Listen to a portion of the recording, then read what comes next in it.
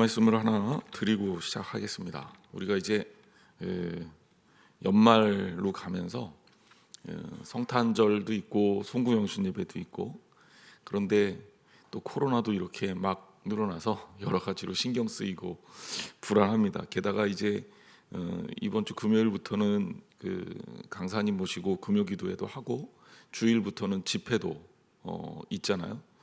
여러분의 기도가 절대적으로 필요합니다. 여러분 기도 많이 해주시고, 올해 이 모든 행사가 하나님께 영광 돌릴 수 있는 행사가 되었으면 좋겠다 싶어요.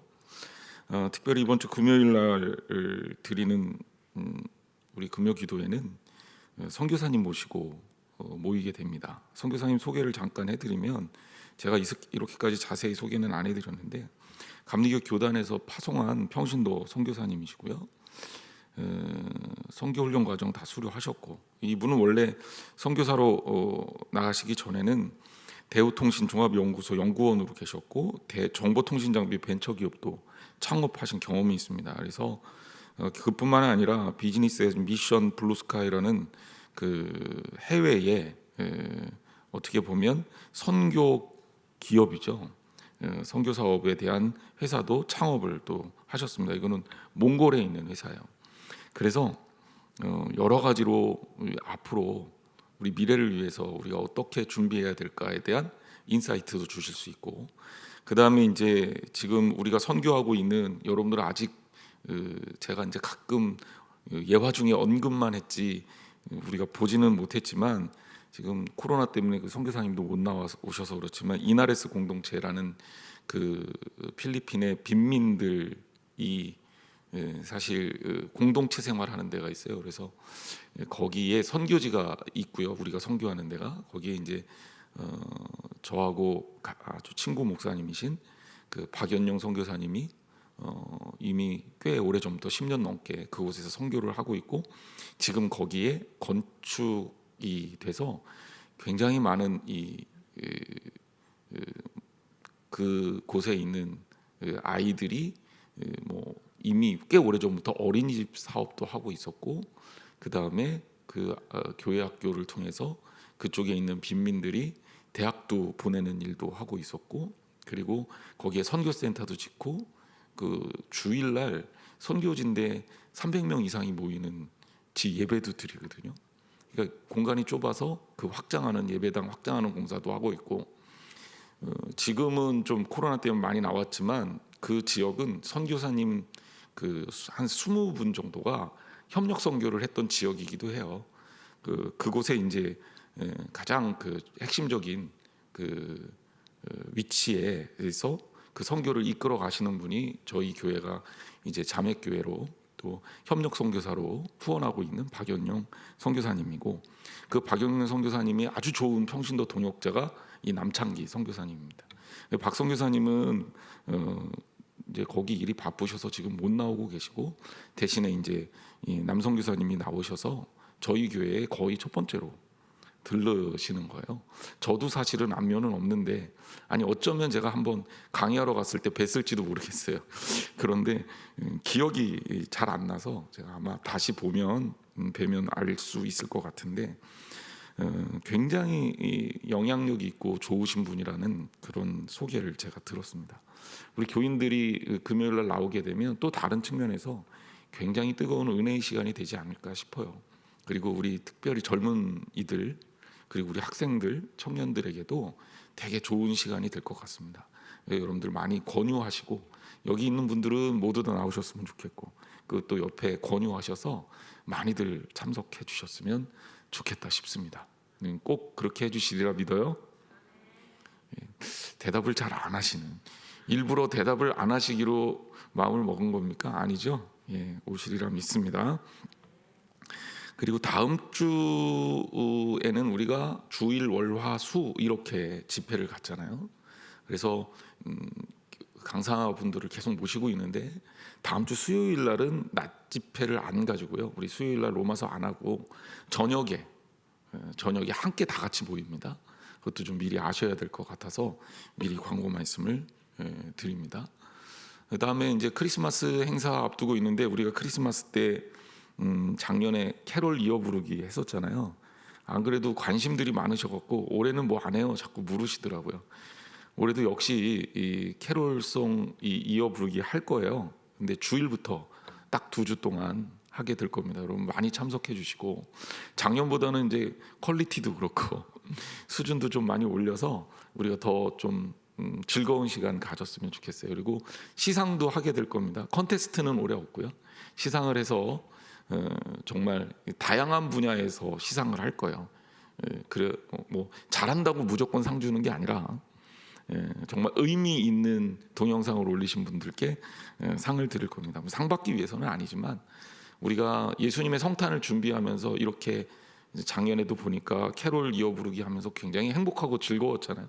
매일매일 여러분이 올려주시는 이 동영상이 굉장히 주변에도 선한 영향력을 끼쳤습니다. 우리가 예수님 오시는 것을 준비하는 대강절을 의미 있게 좀 보냈으면 좋겠다 말씀을 드립니다. 자, 이제 우리 공부해야죠. 로마서 10장 11절에서 15절 말씀입니다. 사실 이 말씀은 기독교인들에게는, 특히 우리 같은 유대인이 아닌 이방인들에게는 정말 소중한 말씀이에요. 그래서 이 말씀이 믿지 않는 이들 또 혹은 유대인이 아닌 이방인들에게 정말 확고한 구원의 확신을 주는 아주 너무 귀한 말씀이기도 합니다. 그래서 이 말씀을 좀 자세히 보고요, 신학적 입장도 좀 살펴보고 그렇게 하겠습니다. 우리가 이제 이사야서 28장 16절에 보면 한번 찾아볼까요? 이사야서 28장 16절.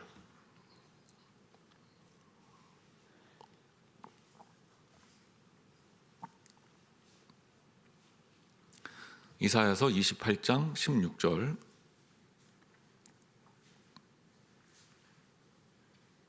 우리 한 목소리로 읽어보겠습니다. 이제 성경 찾으시는 거 오랜만이신 분들도 있을 거예요.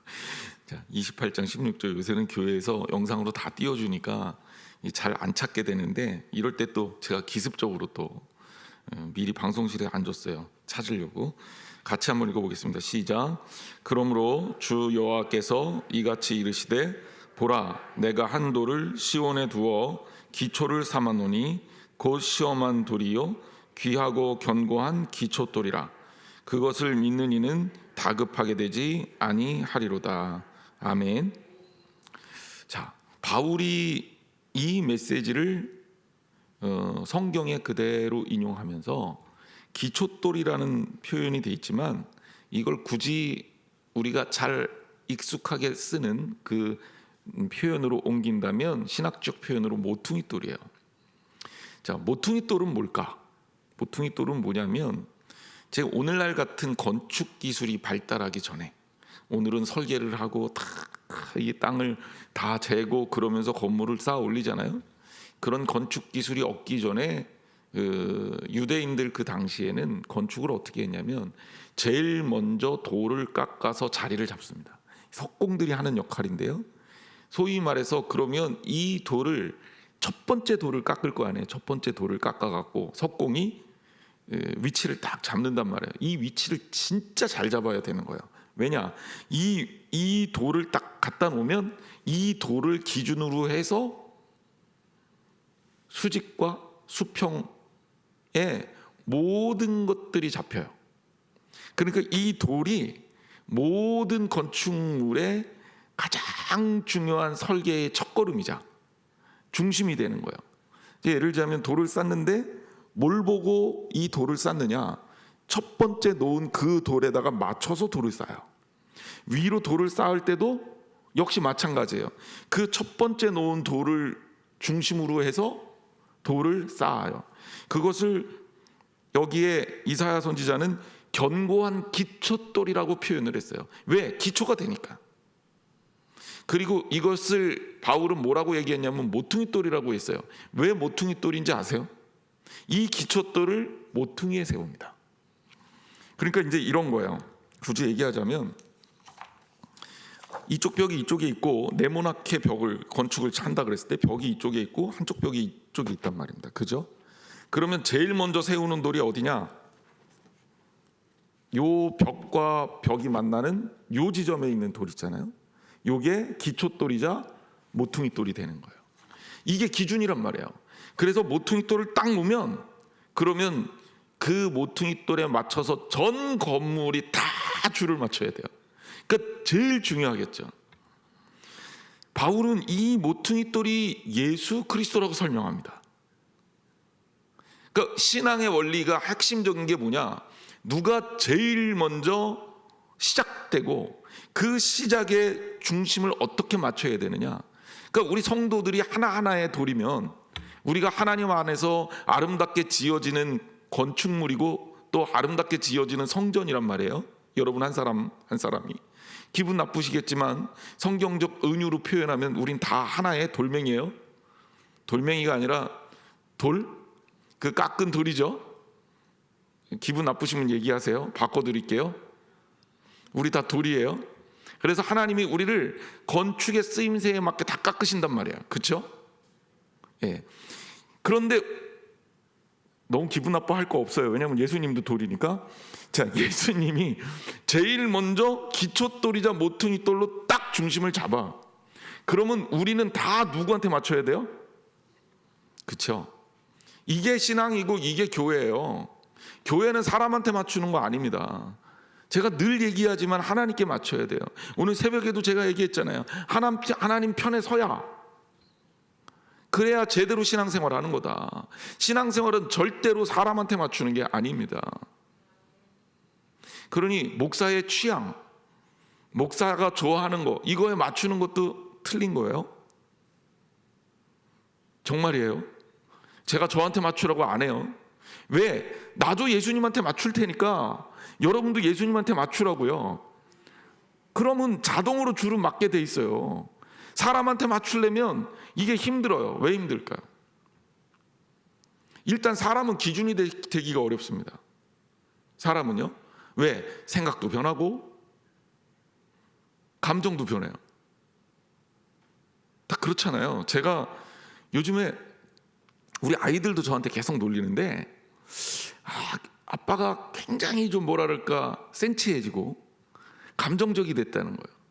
제가 어디 가면 야 경치 좋다, 와 여기 너무 좋다 이런 얘기 안 했었어요. 굉장히 좀 무뚝뚝하고 그리고 또 그런 것들에 대한 감흥?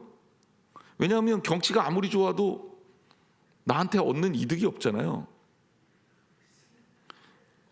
경치가 너무 좋아, 바다가 너무 좋아, 돈이 생깁니까? 먹을 게 생깁니까? 기가 막힌 아이디어가 떠오르나요? 암기할 수 있는 능력이 자라나나요? 그래서 제가 20대 때 그랬어요. 그래서 야 저거 보고 경치 좋다 그러냐? 뭐 경치 뭐하러 봐? 어디 놀러 가서 그냥 경치를 보고 뭐 자연을 보고 이런 거 관심 없고요. 저한테 제일 중요한 관심은 누구 만나고 뭐 먹고 뭐 하느냐. 그 다음에 시간 남은 경치 보기보다는 책 보고 뭐 놀러 가서도 책을 이렇게 싸갖고 다니는 게 제 습관이었으니까. 그러니까 이제 그러다가 요즘에는요 아무것도 안 가지고 가도 야 자연만 봐도 그렇게 좋아요. 그러면서 마음이 좀 뭐랄까 울컥울컥해. 저보다 연세 많으신 분들이 여기 많지만 제가 이해하실 거라고 생각하고 얘기합니다. 그러니까 아이들이 경치를 봐라 얘들아 저만 보고 있어요.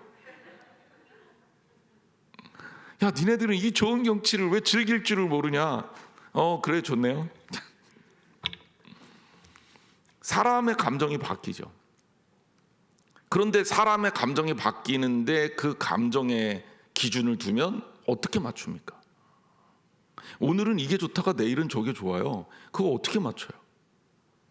생각도 바뀌죠. 젊었을 때 생각 여러분 지금까지도 그대로 간직하고 있습니까? 아니잖아요. 생각이 바뀐단 말이에요. 저 옛날같이 살았으면 여기서 목회 못해요. 저는 엉덩이 붙이고 뭐 앉아있는 사람이 아니거든요. 난리를 치고 돌아다녀야 되는 사람. 근데 생각해봐요. 목사가 돼서 생각도 바뀌었어요. 옛날에 정말 회의주의에 허무주의에 그런 어떤 비관주의자로서 되게 비관적으로 세상을 바라봤었는데 그 생각이 지금 바뀌었단 말이에요. 하나님의 사랑을 느끼니까 완전히 바뀌었어요. 그런데 사람한테 맞추라고요? 못 맞춰요. 맞추는 게 불가능합니다. 그래서 우리는요, 사람한테 맞추는 게 아니라 무조건 하나님한테 맞춰야 돼요. 예수님한테 맞춰야 돼요. 이게 성경적 원리예요. 기초돌이니까, 예수님이 모퉁이 돌이니까 거기에다가 줄을 대는 거예요. 거기에다 맞춰야 돼요. 세상에 유일하게 아부할 대상이 있다면 사람이 아니라 우리 하나님이십니다. 세상에 유일하게 맞춰야 될 대상이 있다면 우리 예수님이세요.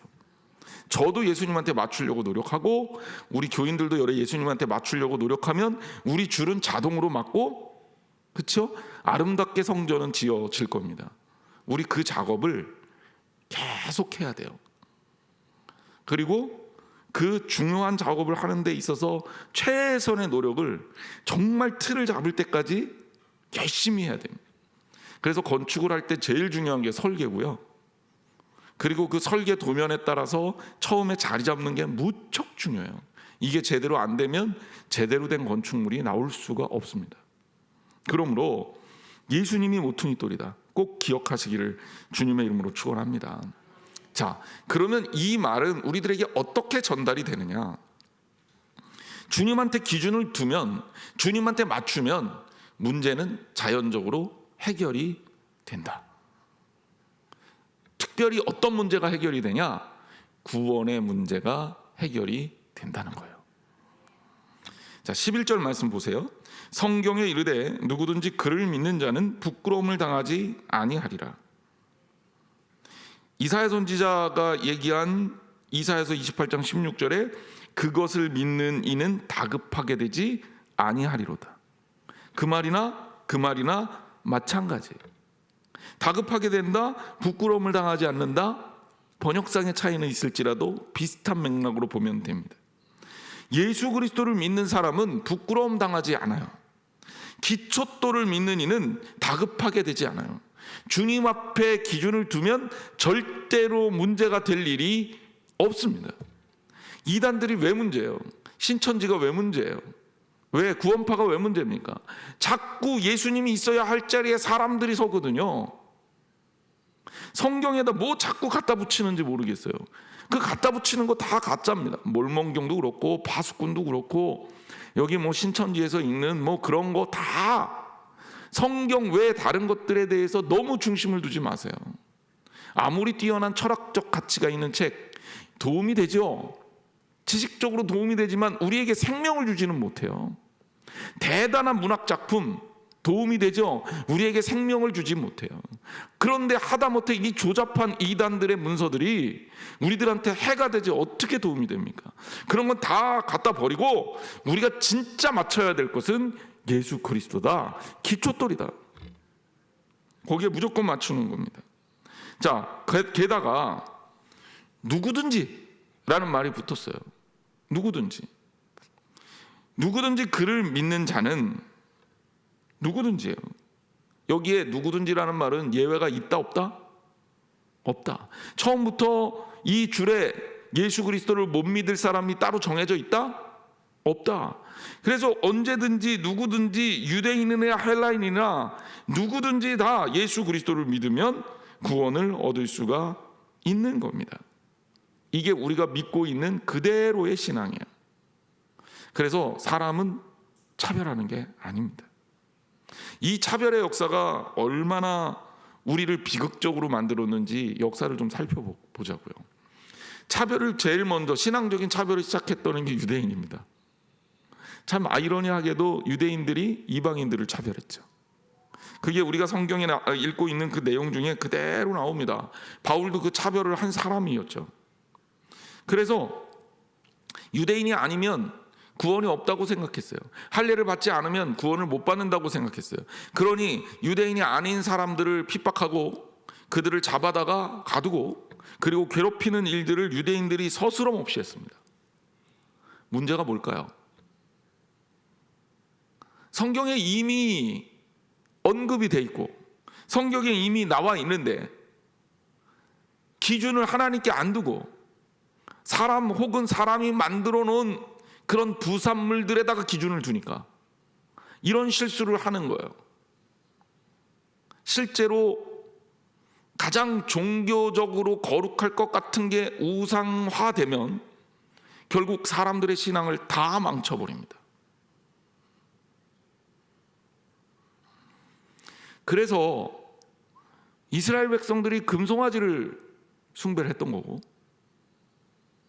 그래서 이스라엘 백성들이 정말 에봇을, 기드온이 만들어 놓은 에봇 때문에 신앙적으로 버렸던 거고, 거룩해 보이지만 거룩해 보이는 게 우상화되면 안 돼요. 우상이라는 건 하나님 말고, 예수님 말고 다른 것들은 다 우상이란 말이에요. 우리가 봤을 때 거룩해 보이지만 그건 거룩해 보이는 것이고 하나님께로 나아가기 위한 하나의 도구지, 그게 목적이 되면 안 된단 말이에요. 유대인들이요, 자기들이 가지고 있는 율법을 절대화시켰어요. 근데 제가 늘 얘기하지만 율법의 정신을 절대화시키는 거는 당연히 맞아요. 율법의 정신은 복음이고 예수 그리스도시니까. 그런데 문제는 뭐예요? 율법의 조항을 절대화시켰단 말이에요. 율법의 조항은 그때그때 상황에 따라 사람들이 만들어낸 기준입니다. 그러니까 그 조항들을 절대화시켜서 사람을 판별하기 시작하니까 문제가 되는 거예요. 대표적인 게 할례죠. 할례가 구원하고 상관이 있느냐? 없어요. 할례의 유일한 기준은 뭐냐면 차별이 아니라 구별이에요. 유대인이냐 아니냐의 구별인 거라. 그러니까 할례를 받게 한 것은 하나님이시죠. 근데 그들을 차별하기 위해서 하나님이 할례를 받게 했냐? 아니에요. 너희들이 하나님의 백성이고 유대인이고 먼저 나에게 부름받고 쓰임받은 백성이라는 상징으로서 할례를 준 거예요. 그럼 할례 받은 자가 다 구원받았다 그러면 유대인들보다 오히려 한국 사람들이 더 많이 구원받을 거예요. 그러니까 이게 거룩해 보이는 게 본질은 아니라고요. 차별하고 구별을 우리가 알아야 돼요. 남자랑 여자랑 다르죠. 그렇죠? 신체 구조도 다르고 많이 달라요. 그래서 우리는 이걸 뭐라 그러냐? 남자와 여자가 구별된다고 얘기해요. 남자 여자 구별이 없으면 안 되죠. 그래서 다 다른 구별점들을 가지고 살아가잖아요. 여러분 얼마나 다르냐면 겉으로 사람이라는 공통점은 있지만 남자랑 여자랑은 나오는 호르몬 자체가 달라요. 그리고 신체 구조도 달라요. 감정의 움직임도 달라요. 제가 언젠가 얘기했는지 모르겠는데 남자랑 여자랑 말싸움하면 누가 이겨요? 그렇죠? 거의 제가 아무리 말을 잘해도 우리 아내한테 이길 수가 없거든요. 그 어느 날 제가 진작에 고민을 했어요. 왜 나는 맨날 지는 걸까? 논리적으로야 내가 이길 것 같은데. 그래서 정작 얘기를 하면 이길 수가 없어요. 내가 나중에 심리학 공부를 하면서 깨달았어요. 나중에 생각해 보니까 이 뇌에다가 이 PET 스캔이라고 해갖고 생각할 때마다 이 반짝반짝반짝 불이 들어오는 우리 몸에다가 이 몸에는 해가 없죠. 약물을 넣어요. 그래갖고 이걸 넣고 나서 뇌 사진을 찍어 보면요, 우리가 생각할 때 여기에 불이 들어와요. 그리고 또 우리가 즐거울 때는 이쪽이 불이 들어와. 화날 때는 이쪽이 불이 들어와. 이런 식으로 뇌의 어느 부분이 활성화되는구나 이런 걸 연구하는 거예요. 그런데요, 깜짝 놀란 연구가 있었는데 말을 할 때 남자는 한 부분만 계속 반짝반짝 불이 들어와요. 남자는. 그래서 여자도 그런 거 하고 조사를 해봤더니 여자는 얘기할 때 뇌 전체가 다 반짝반짝반짝 불이 들어요. 뇌 전체를 쓰는 여자랑 뇌의 일부를 쓰는 남자랑 말싸움 게임이 안 돼요. 그리고 제가 존중하기 시작했어요. 여자들이 무슨 얘기를 할 때, 아내가 무슨 얘기를 할 때 이 말은 뇌 전체를 써서 나오는 얘기니까 뇌의 일부를 쓰는 나보다는 훨씬 더 고차원적이고 맞는 경우가 많겠구나. 그래서 경험적으로 우리 친구들도 모이면 사모님 말씀 잘 들어야 우리가 평안하게 목회할 수 있다. 그런 얘기를 농담처럼 합니다. 이게 근거 없는 얘기는 아니거든. 말도 남자보다 여자가 많이 해요. 실제로 하루에 말하는 그 개수를 따져봤더니 여자는 하루에 1만 5천 마디의 말을 하고 남자는 하루에 5천 마디를 채우지를 못한대. 3배가 넘는 거죠. 여자가 하루에 말하는 이 말의 양이. 그 정도는 말해줘야 여자들은 속이 후련하고, 남자들은 5천 마디 말을 하고 나면 그 다음에 말하고 싶지가 않은 거예요.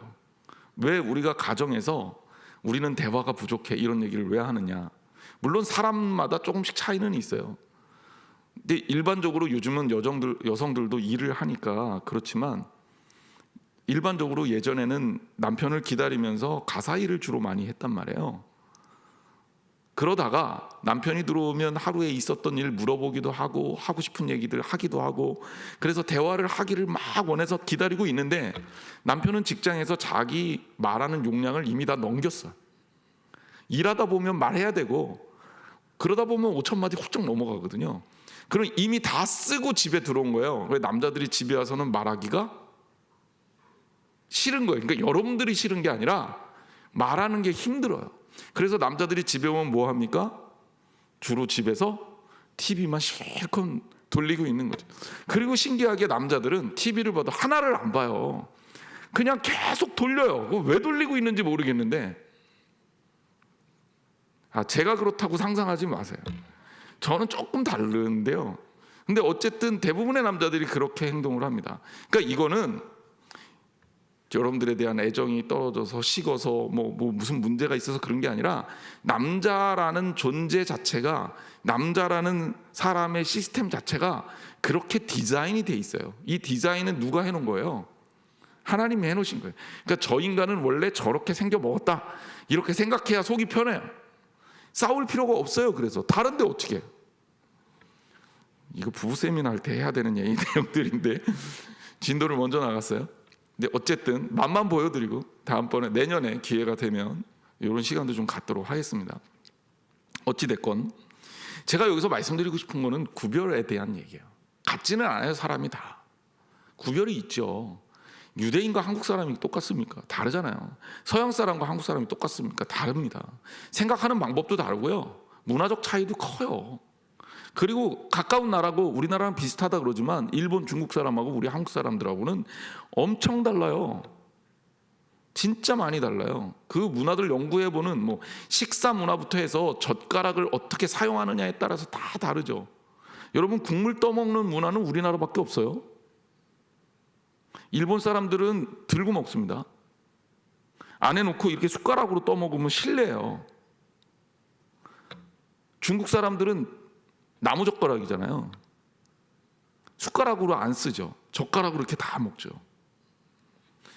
그러니까 우리나라처럼 쇠젓가락에 쇠숟가락을 써서, 이게 우리가 이렇게 숟가락으로 음식을 떠먹고 젓가락으로 집어먹는 민족은 우리나라밖에 없어요.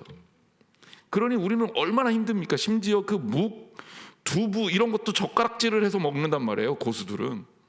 이거 가능한 나라가 별로 없어요. 그러니까 문화적 차이가 어마어마하게 다르고, 생각의 차이도 많이 나요. 이거는 구별이고 차이점이지, 본질적으로 이게 차별을 뜻하는 건 아니란 말이에요. 이 차별을 한 역사의 시작점이, 물론 역사를 보면 정말 많은 차별이 있었지만 가장 심하게 성경에 차별을 했던 민족 중에 하나가 유대인입니다. 근데 이 유대인이 아이러니하게도 역사적으로 가장 차별을 많이 받은 민족이 됐어요. 참 그것도 가슴 아픈 역사죠. 실제로 2차 대전 때 히틀러는 유대인들을 열등한 민족이라고 얘기하고, 지구상에서 없애야 되는 사람들이라고 얘기했어요. 유대인이라는 이유만으로 수백만 명을 죽였습니다. 600만 명이라는 유대인들이 가스실에서 또 다른 이유로 죽임을 당했어요. 여러분, 이거 어마어마한 숫자잖아요. 서울 인구의 3분의 2가 죽은 겁니다. 유대인이라는 이유 때문에. 그리고 이런 차별들이 없어진 게 아니에요. 지금도 그런 생각에 사로잡혀 있는 사람들이 있단 말이에요. 남북전쟁 당시에 미국에서 남북전쟁이 일어나게 되는 흑인 노예 운동은 신앙과도 연관이 있어요. 왜냐하면 남군 쪽에서 이 흑인들을 데려다가 노예처럼 부려먹는데, 이 노예처럼 부려먹으려면 이들이 하나님의 백성임을 인정하면 안 됐어요. 그러면 기독교 양심에 어긋나잖아요. 그러니까 백인들이 이 흑인들을 부려먹으면서 뭐라 그랬냐면, 심지어 그렇게 설교하는 목사들도 있었는데 이 흑인들은 영혼이 없다고 설교를 했습니다. 피부 색깔이 다르다고 영혼이 없다고 설교를 한 거예요. 그래서 흑인들은 교회도 못 가요. 흑인들은 예수님도 못 믿어. 흑인들이 예배를 드리고자 하면 문전박대를 합니다. 아예 들어오지도 못하게 해요. 이게 무슨 일입니까? 지금 미국에는 오히려 흑인들이 주로 모이는 침례교회가 굉장히 활성화되어 있어요. 그런데 백인들이 기독교를 자기들 기준으로 사유화시킨 거죠. 그런데 아직도 그런 사람들이 있어요. 가끔 이렇게 하얀 모자 쓰고 나오는, 얼굴 가리고 KKK단, 그리고 독일 히틀러의 잔당들이라고 스스로를 불리는 네오나치, 그리고 2017년에 생긴 백울 우월주의자들의 모임인데 이 사람들이 또 요새 난리인데요. 알트라이트라고, 영어로는 얼터너티브 라이트입니다. 이게 이제 우리나라 말로 번역하면 얼터너티브가 대안이에요. 대안 우파라는 뜻이에요. 이거 극보수주의자들입니다. 백인 우월자들이에요. 그리고 되게 아이러니하게 이 사람들이 가장 혐오하고 싫어하는 사람이 유대인이에요. 반유대주의를 말합니다. 지금 우리 사회에 쉼 없이 차별이 있단 말이에요. 하지만 하나님께서 구원에 있어서 차별을 철폐하신 거예요. 차별은 하나님의 뜻이 아닙니다. 하지만 구별은 돼야 되는 거죠. 구원에 있어서는 유대인이나 헬라인이나 이방인 사이에 어떤 차별도 없습니다. 하나님은 우리를 구원하셨고 누구에게나 값없이 그 은혜를 흘려 주셨습니다. 예수 그리스도를 믿고, 아까 말씀드렸듯이 예수 그리스도가 기초돌이 되셨으니까 그 기초돌에 줄만 맞추면 우리는 아름답게 건축물로 하나님 나라를 지어갈 수 있는 겁니다. 예수 그리스도에게 중심을 두고 예수 그리스도를 믿는 자들에게는 반드시 구원이 있습니다. 자, 12절 말씀 보세요. 유대인이나 헬라인이나 차별이 있다 없다? 없습니다. 한 분이신 주께서 모든 사람의 뭐가 돼요? 주가 돼요. 여기 일부 사람의, 유대인의 아니에요. 백인의, 한국 사람의 아니에요. 누가 이렇게 얘기하면 이거는 이단입니다. 속지 마세요. 우리끼리만 구원받는다? 순번 매겨갖고 14만 4천 명만 구원받는다? 14만 4천은요 12 곱하기 12의 상징적인 숫자입니다. 많다라는 얘기예요. 그거 헷갈리지 마세요. 이스라엘 민족의 숫자 12은 완전수예요.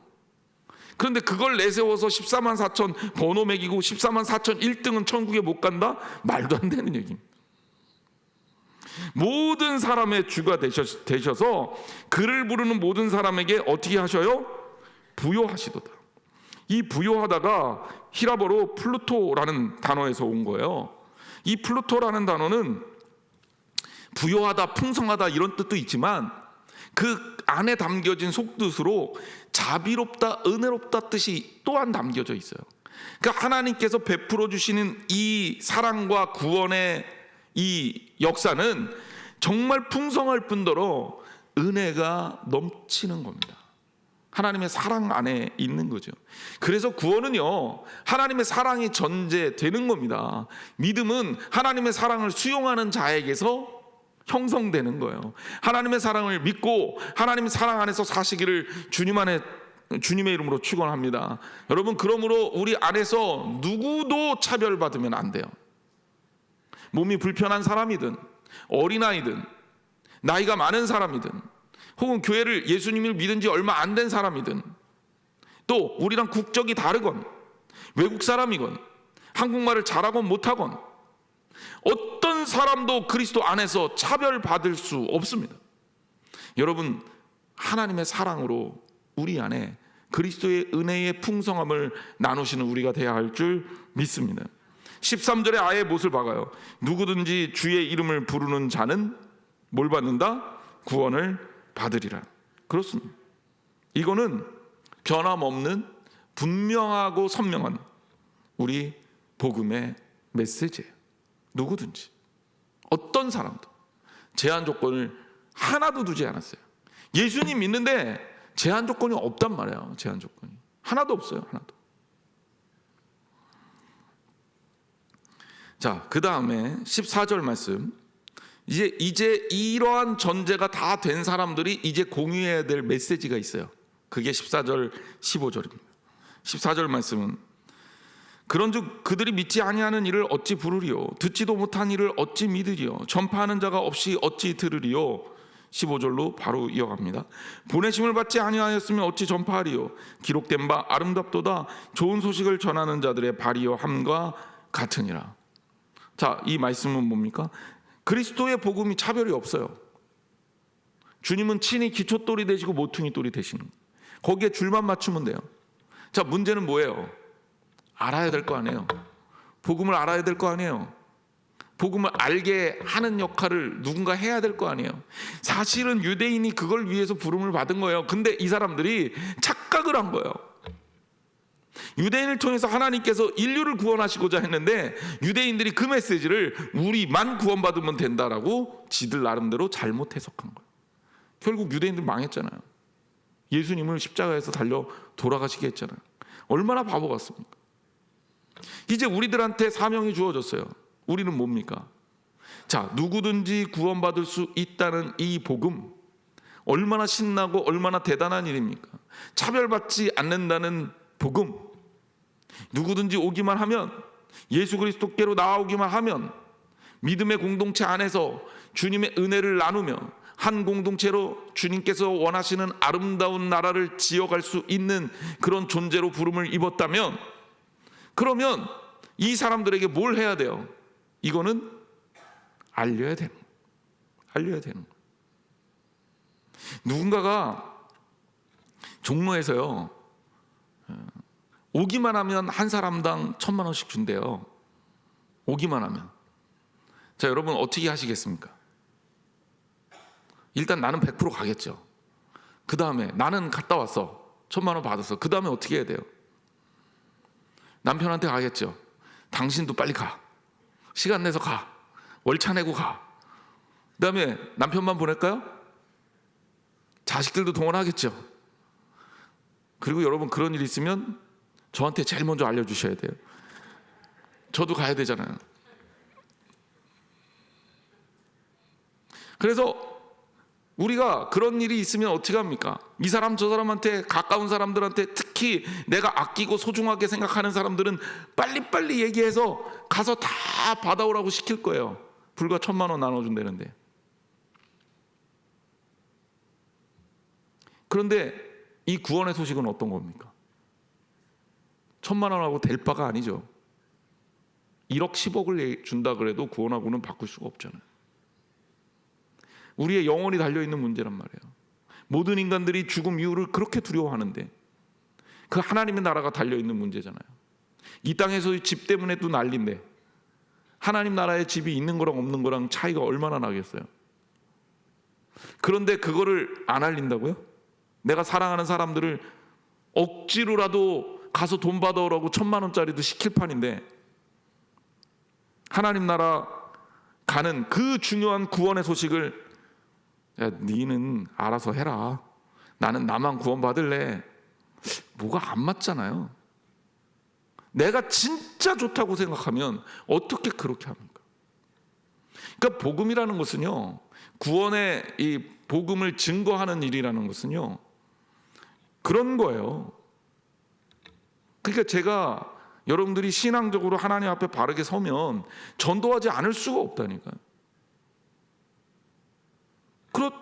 이론적으로 그렇잖아요. 당연히 전도를 하게 되는 거죠. 어떻게라도 예수를 믿게 만들어야죠. 더구나 거기에 제한 조건이 없단 말이에요. 문턱이 없어요. 누구든지 예수 그리스도에 나와서 주님을 믿으면 돼요. 문제는 뭐예요? 듣지도 못하면 못 믿는 거죠. 전파하는 자가 없으면, 누군가가 그한테 가갖고 얘기 안 해주면 구원 못 받는 거죠. 1,000,000원 나눠준다 그래도 아유 저거는 이게 얘기 안 해줘야지. 그리고 얘기 내가 안 해주고 그러고 가만히 있어요. 그 사람은 가서 못 받는 거예요. 그 평소에 인간관계를 잘 해놔야 돼요. 친구 따라 강남도 가는데 제대로 친구를 못 사귀면 거기에 강남이 요즘 강남은 아니겠죠. 근데 어쨌든 뭐 그런 일이 없는 거죠. 여러분 생각해 보세요. 전도는요, 해도 되고 안 해도 되는 게 아니에요. 전도는요, 주님이 너무나 원하시는 거예요. 하나님이 너무도 원하시는 거예요. 그러면 주님한테 줄 세운 우리는, 주님한테 기준을 두는 우리는 주님이 원하시는 거 해야 되잖아요. 제가 얘기했잖아요. 사람 눈치는 안 보셔도 돼요. 하지만 예수님 눈치는 보셔야지. 예수님 뭘 원하는지 알아야 될 거 아니에요. 아부의 최고의 단계가 말하기 전에 그 사람의 심정을 읽어서 그 사람이 원하는 것을 하는 거예요. 원하시면 제가 아부의 기술이라는 아주 두꺼운 책이 있거든요. 제가 빌려드릴 수 있어요. 그 기술, 아부할 수 있는 기술을 터득하게 하는 책입니다. 근데 어쨌든 그 가장 중요한 게 그런 거잖아요. 예수님께서 원하시는 거, 거기에 맞춰서 우리가 사는 거예요. 그게 성도의 1번 과제예요.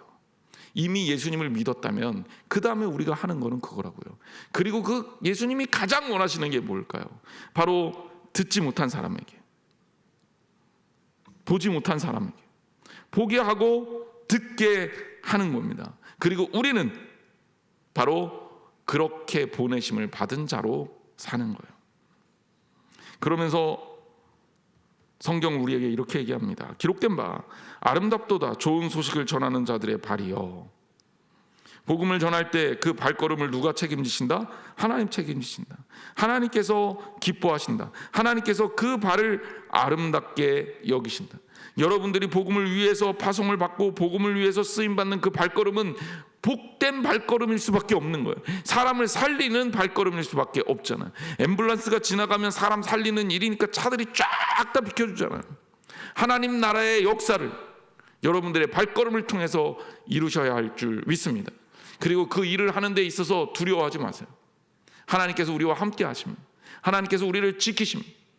그러면 하나님께 쓰임받을 때 하나님께서 우리를 더욱더 놀랍고 아름답게 쓰실 겁니다. 자신 있게 하나님 나라를 향해서 꿈을 꾸고 함께 나아가는 저와 여러분이 되시기를 주님의 이름으로 축원합니다.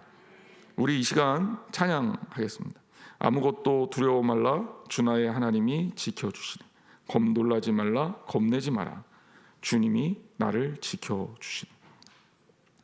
우리가 때로는 어렵고 힘들어서 이 땅에 사는 동안 고민들이 여러 가지가 있을 수 있어요. 하지만 여러분 그 복잡하게 생각할 때는, 복잡한 일이 있을 때는 굉장히 문제를 단순화시키는 게 중요합니다. 특별히 오늘날 우리가 뭐 코로나 시대에 뭐 복잡하잖아요. 근데 이 모든 것들을 단순화시키세요. 가장 단순화시키는 좋은 방법, 그리고 명확하게 단순화시킬 수 있는 거, 하나님께 맞추는 거, 예수님께 맞추는 거, 주님이 원하시는 거 하면 됩니다. 그러니 그것만 하면 나머지는 다 자동으로 문제가 해결이 돼요.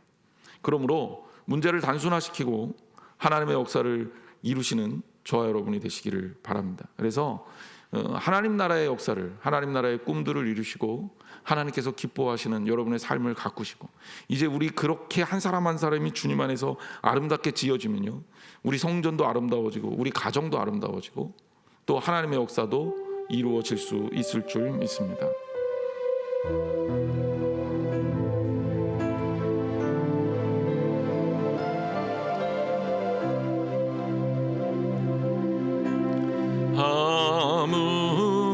아무것도 두려워 말라 주 나의 하나님이 지켜주시네. 놀라지 마라 겁내지 마라 주님 나를 지켜주시네. 다시 한번 아무것도 두려워 마라 주 나의 하나님이 지켜주시네. 놀라지 마라 겁내지 마라 주님 나를 지켜주시네.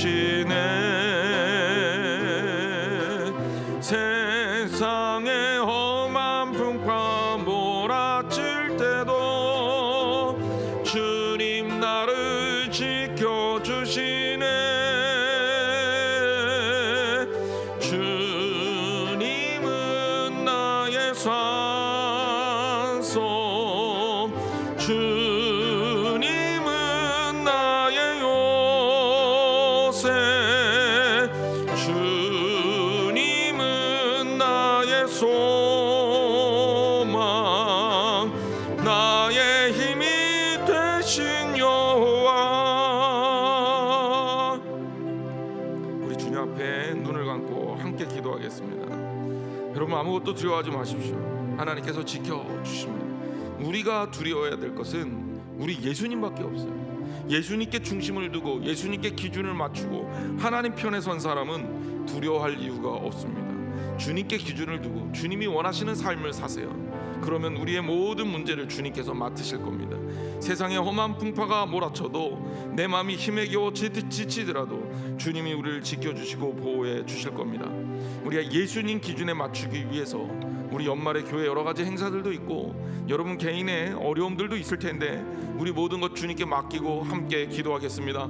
우리 주여 3번 뜨겁게 부르시고 기도하겠습니다. 주여, 주여, 주여. 아버지 하나님, 주여 역사해 주시기 원합니다. 하나님 마음이 뜨거워지기 원합니다. 이 마음이 하나님께 온전하게 쓰임 받아지기 원합니다. 세상에 힘들고 어려운 일들이 너무나도 많다 할지라도 아버지 하나님이 역사하신 은혜 가운데 우리들이 살아가고 우리들이 하나님의 능력 가운데 아버지 하나님의 말씀을 붙들고 사는 줄 믿사오니 주님 동행하셔서 사랑하는 성도들의 삶이 아버지 하나님 주님 기준에 맞는 삶이 되게 하여 주시고 아버지 하나님 우리가 주님 앞에서 온전하게 구별되어 주님의 자녀로 설 뿐 아니라 만민이 차별되지 않고 구원받는 역사가 있게 하여 주옵소서. 말씀을 듣는 이들이 아버지 하나님 말씀을 깨닫고 예수님 안에서 믿는 공동체를 누리게 하여 주시옵소서. 내가 가진 선입견과 사람이 가진 생각으로 사람을 아버지 함부로 대하지 않도록 도와주시옵소서. 사랑하고 아끼게 하여 주시옵소서. 차별하지 않게 도와주시옵소서. 무엇보다 마음 가운데 하나님의 역사를 나누고 주님의 나라를 꿈을 꾸며 하나님께서 원하시는 일들을 믿음 안에서 감당할 수 있도록 주님 역사하여 주시옵소서. 아버지 하나님께서 원하시는 일들이 아버지 우리 교회에 많이 일어나기 원합니다. 아버지 우리가 강사님을 모시고 아버지 하나님 집회를 아버지 4일 동안 해나가려고 합니다. 또한 금요기도회 또한 강사님을 모시고 말씀을 듣고자 합니다. 주님 역사해 주시고 동행해 주셔서 하나님 나라의 꿈들을 같이 나눌 수 있는 귀한 시간이 되게 하시고 사랑하는 성도들 코로나19로 인해서 지치고 힘들었을 텐데 아버지 하나님 지치고 힘들지 않도록 주님께서 역사해 주시고 하나님 나라의 역사를 이룰 수 있도록 꿈들을 함께하여 주시옵소서. 세상에 그 어떤 것도 하나님이 아니면 아무것도 할 수 없사오니 오직 주님만 바라고 오직 주님의 역사로 인해 아버지 하나님 살아가고 아버지 하나님 살기를 원합니다. 주님 붙들어 주시옵소서.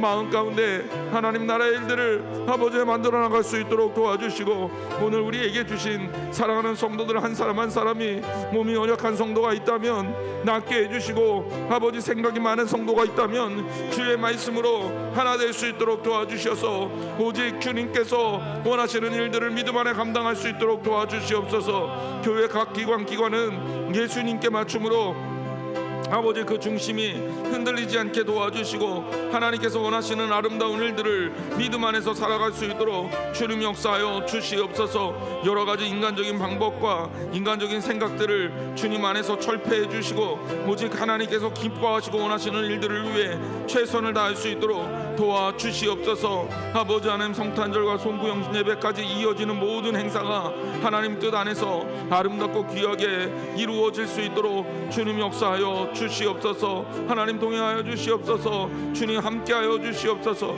하나님 나라의 꿈들을 이루며 하나님 나라의 역사를 이루게 하여 주시옵소서. 사랑하게 하여 주시옵소서. 더욱더 뜨겁게 사랑하게 하여 주시옵소서. 하나님이 원하시는 일들을 아버지 하나님 아름답게 세워서 하나님의 역사를 아버지 하나님 우리 이 땅에 아버지 우리 한국 땅에 우리 한양제일교회 안에 하나님의 영역을 세우는 사랑하는 성도들의 삶이 될 수 있도록 주님 역사하여 주시옵소서. 죄인도 마음 아픈 사람들도 모두 주님 앞에서 해결함을 받고 믿음으로 승리할 수 있는 아버지 하나님의 일꾼 될 수 있도록 주님 역사하여 주시옵소서. 하나님 동행하여 주시옵소서. 마음이 녹아지게 하시고 하나님 앞에 열린 마음 가질 수 있도록 도와주시옵소서. 아버지 함께 기도하겠습니다. 주님 감사합니다. 오늘 우리가 가지고 있는 여러 가지 생각들 하나하나 하나님께서 기뻐하시는 아름다운 생각들로 바꿔주시고 특별히 우리들 하나님 안에서 주님께 열과 오를 맞추고 주님께서 기뻐하시는 마음을 두고 예수 그리스도에게 맞춰가는 아름다운 건축을 할 수 있도록 도와주옵소서. 개인이 세워지게 하시고 가정이 세워지게 하시며 교회가 세워지게 하시고 교회를 통해 이 나라가 또한 아름답게 세워지게 하여 주옵소서. 그래서 하나님께서 기뻐하시는 믿음의 공동체가 이 땅에 실현될 수 있도록 도와 주옵소서. 우리 안에 하나님을 온전히 의지하고 두려워하지 않는 마음을 아버지 하나님 동행하여 주셔서 하나님의 어떤 것도 우리를 해치지 못할 것을 믿사오니 아버지 이길 수 있도록 도와주시옵소서. 몸의 연약함도 생각의 연약함도 하나님께서 맡아주셔서 모든 것들을 극복하고 하나님 나라의 일로 하나님 삼아갈 수 있도록 축복하여 주시옵소서. 이제는 우리 주 예수 그리스도의 은혜와 하나님 아버지 놀라우신 사랑하심과 성령님께서 이끌어 주시는 교제하심이 오늘 예배 가운데 하나님께 예수님께 우리의 모든 중심을 맞춰서 살 것을 다짐하는 사랑하는 성도들 머리 위에 영원토록 함께 하기를 축원하옵나이다. 아멘.